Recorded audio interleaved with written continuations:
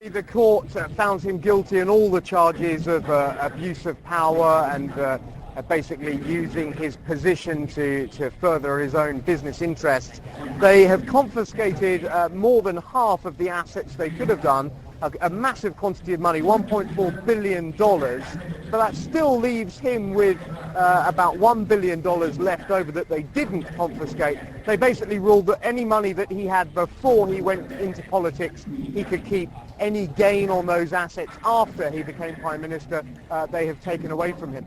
I don't know if you can hear in the background now, Thaksin is actually speaking live on his own private TV channel. And I can give you a quick précis of what he's telling the crowds here behind me in central Bangkok. He's basically saying that this Supreme Court ruling was 100% politicised, that he always knew that they were going to find against him. He denies that the price of his company went up because of his being Prime Minister. He says all other telecoms companies went up in value during that time. He said that this is the price that I've had to pay for not listening to my wife and kids who told me not to go into politics. It's a pretty big price that he has paid, more than $1 billion, as I say. But I don't think anyone thinks for a minute that this is over now.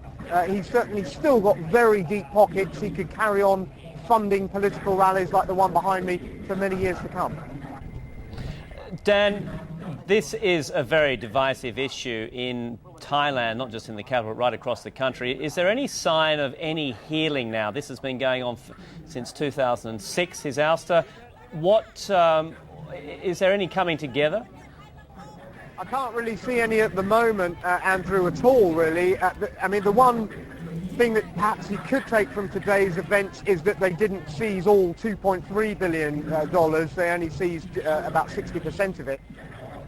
But, you know, still the country is massively divided. I think there is a huge gulf between the poor out in the countryside who felt that Thaksin was the only politician to have ever given them a voice, and that his tenure as Prime Minister was unfairly curtailed by the military coup in 2006. And then on the other hand, you've got the kind of Thai establishment, the conservative forces here, the military and the Privy Council, who saw Thaksin as a real threat to the status quo in Thailand and wanted to get rid of him. I mean, you know, there's been a long history of corrupt politicians in Thailand. Thaksin was no different in that regard, but the vigour with which they've gone after him has been quite incredible. He's already been sentenced to 2 years in prison, and he's fled the country now. He's had a big chunk of his money taken away. He shows no sign on this broadcast going on behind me of throwing in the towel yet. And the court was pretty unequivocal about what he actually did. I mean, they're saying that he unlawfully concealed assets, that he abused his power for personal gain. That's pretty damning stuff, isn't it? Yeah, a whole litany of very detailed allegations, ranging from changing the tax rate on prepaid mobile phone cards that would benefit his particular telecoms provider, to giving a low-interest loan to Burma, to Myanmar, with the condition that they would buy satellite equipment from his Shinawatra. So a whole range of, you know, from changing government policy to benefit his company, to changing the tax law, to simply covering up the fact that he still had a stake in this company.